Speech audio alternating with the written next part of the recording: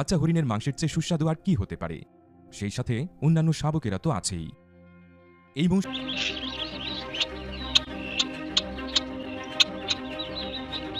হরিণ এবং মহিষের পালে জনসংখ্যা ভয়াবহভাবে কমে যায় এই নদী পাড়ি দিতে গিয়েই।